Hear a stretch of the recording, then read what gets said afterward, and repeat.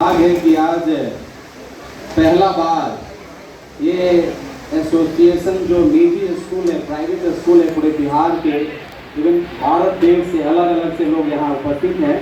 आप सभी को मेरे तरफ से आप सभी को बहुत बहुत सादर नमस्कार, स्वागत, अभिनंदन, आभार व्यक्त करता हूँ।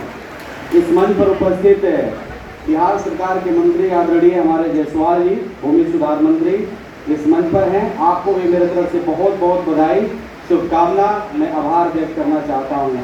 इस मंच पर उपस्थित इस एसोसिएशन के राष्ट्रीय अध्यक्ष हमारे बीच में हैं। आपको भी मेरे तरफ से बहुत बहुत बधाई, शुभकामना, आभार व्यक्त करना चाहता हूँ। साथ में हमारे वरिष्ठ लीडर, हमारे पार्टी से जिस पार्टी से मैं सांसद हूँ, कांग्रेस पार्टी के वरिष्ठ लीडर आदरणीय हमारे तारिक अनवर साहब, आपको भी मेरे तरफ से बहुत बहुत आभार, स्वागत, अभिनंदन मैं व्यक्त करना चाहता हूँ। इस मंच के संचालन कर रहे संचालक महोदय, आदरणीय आप सभी लोगों को मेरे तरफ से बहुत बहुत बधाई। जो लोग मंच पर बैठे हैं, हमारे आईपीएस साहब, वैभव साहब हैं, आप सभी को मेरे तरफ से बधाई, शुभकामना। क्योंकि नाम मैं बहुत सारे लोगों को नहीं जानता, लेकिन मंच पर जितने भी हमारे आदरणीय गणमान्य लोग बैठे हैं, आप सभी को मेरे तरफ से आभार व्यक्त करना चाहता हूँ, स्वागत, अभिनंदन मैं करना चाहता हूँ। साथ में सामने जितने भी हमारे गुरुजन लोग बैठे हैं, शिक्षक गण बैठे हैं, आप सभी को 5 तारीख को शिक्षक दिवस खत्म हुआ है, आज शिक्षक सम्मान समारोह है। मैं आप सभी को अपने तरफ से, सासाराम पार्लियामेंट की तरफ से, मनोज कुमार की तरफ से बहुत बहुत धन्यवाद, आभार, स्वागत, अभिनंदन मैं करना चाहता हूं। साथियों, ये बड़ी खुशी की बात है कि आज हम, जैसा सुना माननीय राष्ट्रीय अध्यक्ष जी से, 3000 स्कूल, अलग अलग स्कूल बिहार के, अलग अलग देश के शिक्षकगण आज यहाँ उपस्थित हैं। खास तौर पर जिस जगह से मैं आता हूँ, मैं आपको बताना चाहता हूँ, मैं समाज का जो अंतिम सीढ़ी होता है, वहाँ से मैं उठ करके यहाँ आया हूँ।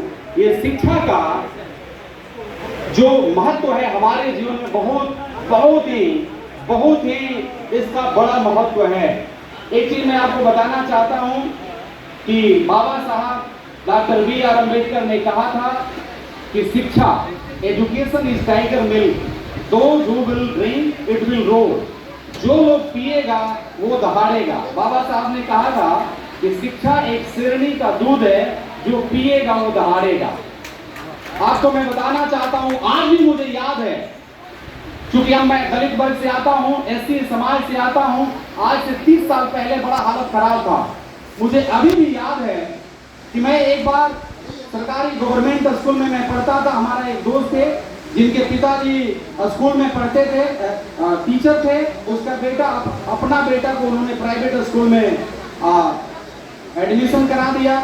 मेरा भी इच्छा हुआ, मैंने अपने पिताजी के पास गया, पिताजी से कहा, पापा, पिताजी, मेरा एक दोस्त था, वो प्राइवेट स्कूल में चला गया, वो अब इंग्लिश सीख लेगा, मुझे भी इच्छा है कि मैं भी इंग्लिश सीखूं। मेरे पिताजी ने कहा, बेटा, मैं तो एक मजदूर हूँ, मैं तो एक चरवाहा हूँ, मैं तो एक गरीब तेरा बाप हूँ, मेरे पास पता नहीं कि वो लोग कितना फीस लेते हैं, क्या है, मैं एबल नहीं हूँ कि तुझे उस स्कूल में मैं भेज सकूँ। लेकिन फिर भी मेरे पिताजी ने एक बार मैं और कहा, शाम में आया, बोला, पिताजी जा करके कम से कम प्रिंसिपल साहब से आप मिलिए, एक बार रिक्वेस्ट कर दीजिए, मैं भी इंग्लिश बोलना चाहता हूँ और मैं भी इंग्लिश सीखना चाहता हूँ। मेरे पिताजी ने कहा, ठीक है बेटा, तू जब इतना कह रहा है तो मैं जा रहा हूँ और शिक्षक से और वहाँ के लोगों से मैं निवेदन करूँगा। मेरे पिताजी ने गया, सरस्वती शिशु मंदिर उस विद्यालय का नाम था। मेरे पिताजी गए और पिताजी जा करके प्रिंसिपल साहब से कहा कि प्रिंसिपल साहब, मेरा बेटा इंग्लिश बोलना चाहता है, आपका स्कूल में पढ़ना चाहता है। प्रिंसिपल साहब ने स्वीकार किया मेरे पिताजी को दशा को देख करके, और स्वीकार करके कहा कि ठीक है, कल अपना बेटा को आप लेकर के आ जाइएगा और आपके बेटा को एडमिशन मैं करूंगा और मैं पढ़ाऊंगा भी। यदि आपका बेटा पढ़ना चाहता है, इंग्लिश बोलना चाहता है, तो मैं उसको पढ़ाऊंगा और मैं इंग्लिश भी सिखाऊंगा। और मेरे पिताजी ने कहा कि साहब, मेरे पास पैसा नहीं है कि मैं आपका फीस दे सकूं। उस समय 10-12 रुपया फीस था एक महीना का। मेरे पिताजी को उन्होंने कहा, कोई बात नहीं, आप जाइए, आप फीस नहीं भी दीजिएगा, आप लेके अपने बेटा को आइए। एडमिशन हो गया, मैं जाने लगा, पढ़ने लगा। 3-4 महीना के बाद मेरे पिताजी को किसी कारणवश बुखार की बीमारी हो गई, बीमार हो गए। उसके बाद में लोगों ने मुझे स्लिप दिया कि बेटा तुम्हारे पास में इतना फीस हो गया, तुमको इतना फीस लेकर के आना है, अगर नहीं फीस लेकर के आओगे तो दूसरा दिन मत आना। एक टीचर बोल दिए, उस समय वो प्रिंसिपल साहब नहीं थे जो एडमिशन हमें किए थे। मैं गया घर में, मैं देखा मेरे पिताजी बीमार हैं, तो मैं अपनी माँ से कहा कि माँ ये पैसा आया है स्कूल से देना है, और गुरुजी ने ये भी कहा कि यदि नहीं दोगे तो कल से स्कूल मत आना।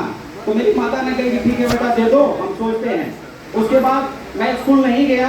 दूसरा दिन जब मैं स्कूल गया, दूसरा दिन अपने माता जी के पास में गया और माता जी से मैंने कहा कि माँ फीस दे देती तो मैं स्कूल जाता, आज का लास्ट डेट है। माँ ने कहा कि बेटा तेरा बाप भी बीमार है और हम लोग के पास में तो नमक भी लाने के लिए नहीं है, तो तुम कैसे जाएगा पढ़ने के लिए। उसके बाद मुझे आज भी याद है, उसके बाद मैं अपने माँ से और मैंने अपने पिता से कभी भी नहीं कहा कि मैं इंग्लिश मीडियम स्कूल में जाऊंगा या प्राइवेट स्कूल में जाऊंगा, मैं कभी नहीं कहा। उसके बाद में एक बड़ा लंबा संघर्ष किया। आपको मालूम होना चाहिए कि लोहा जितना गर्म होता है आग में, उतना ही खतरनाक शस्त्र बनता है, छेनी बनता है, हथौड़ा बनता है। मैं सुना हूं अपने महापुरुषों से, हमारे दशरथ मांझी ने कहा था कि मैं दुबला पतला एक दलित परिवार हूँ, दलित आदमी हूँ, लेकिन मेरे मन में एक संकल्प है, पहाड़ तुम बड़े पहाड़ हो, लेकिन आज मेरे अंदर में संकल्प है, मेरा वाइफ तेरे पहाड़ को लांघने से मर गई, उसने जीवन दे दिया, जब तक मैं तुमको तोड़ूंगा नहीं तब तक मैं छोड़ूंगा नहीं। उस संघर्ष को लेकर मैं आगे बढ़ा। मेरे मित्रों, आज का जो पीरियड है, मैं आपको बताना चाहता हूँ, शिक्षा से मुझे बहुत मोहब्बत है। जहाँ से मैं आकर के आया हूँ, आज मैं सांसद बना, आप शिक्षक गणों का बहुत अहम भूमिका रहा, और सासाराम पार्लियामेंट में बाबू जगजीवन राम जी का पार्लियामेंट था, उस पार्लियामेंट से मैं जीत के आया। लेकिन मैं आपको बताना चाहता हूँ, आज से 10 साल पहले कैमूर जिला में एक बेस्ट स्कूल का मैंने, क्योंकि मेरे दिल में पहले से एक विजन था और उस विजन को I was working toward this. I had vision and I was working toward this. मेरा विजन था कि इस जगह में, जिस जगह मैं पैदा हुआ हूँ, एक बेस्ट स्कूल का मैं निर्माण करूंगा। और आज से कुछ साल पहले मैंने एक बेस्ट स्कूल का निर्माण किया खुदरा में, और आप यदि उस स्कूल में आइएगा तो वह स्कूल सही में बेस्ट है। मेरे भाई साहब उसका इंचार्ज हैं और उसका स्मार्ट बोर्ड सभी चीजों से लैस है। तो आज मेरा सपना पूरा हुआ। ये पहला मेरा मीटिंग था, लेकिन मैं दिल से आप लोगों को धन्यवाद देना चाहता हूँ। एक चीज और कहना चाहता हूँ, क्योंकि हमारे सरकार के माननीय मंत्री हैं और ये भी इस मंच पर हैं, खुशी की बात है। हम देखते हैं कि एक तरफ हमारे विद्यालय में भी सैकड़ों टीचर हैं, मैं देखता हूँ हार्ड वर्क करते हैं, ये पढ़ाओ वो पढ़ाओ, ये रूटीन बनाओ, शेड्यूल बनाओ, बच्चों को 1 मिनट टाइम मत दो। उनका कितना सैलरी है, 12,000, 15,000, 18,000, 20,000, और एक बच्चे को जो पढ़ाते हैं हमारे बिहार में, उनका सैलरी 1 लाख, 1.5 लाख, 80,000। मैं सरकार से निवेदन करूंगा कि हो सकता है सरकारी जो गवर्नमेंट टीचर है उतना सैलरी आप नहीं हम लोग दे सकते, लेकिन एक पहल हो सकता है, जितने भी टीचर बैठे हैं इनके लिए भी सरकार के तरफ से कुछ और रेडियम होना चाहिए, ताकि ये भी बच्चों को दिल से पढ़ा सके।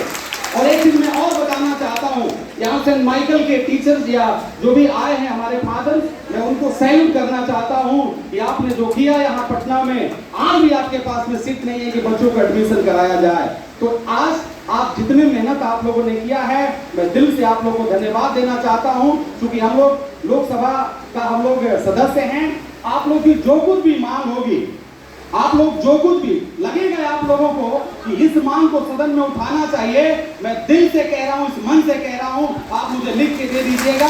लोकसभा में हमारे आदरणीय नेता तारिक साहब भी यहाँ बैठे हैं, हम वादा करते हैं कि यदि आप लोग के लिए कहीं जरूरत पड़ा, खून पसीना भी बहाने के लिए, ये मनोज कुमार, कांग्रेस पार्टी, हमारे नेता राहुल गांधी, तारिक साहब, हम सब लोग एक साथ आपके साथ खड़े हैं और आपकी आवाज को बुलंद करने के लिए हम तैयार हैं।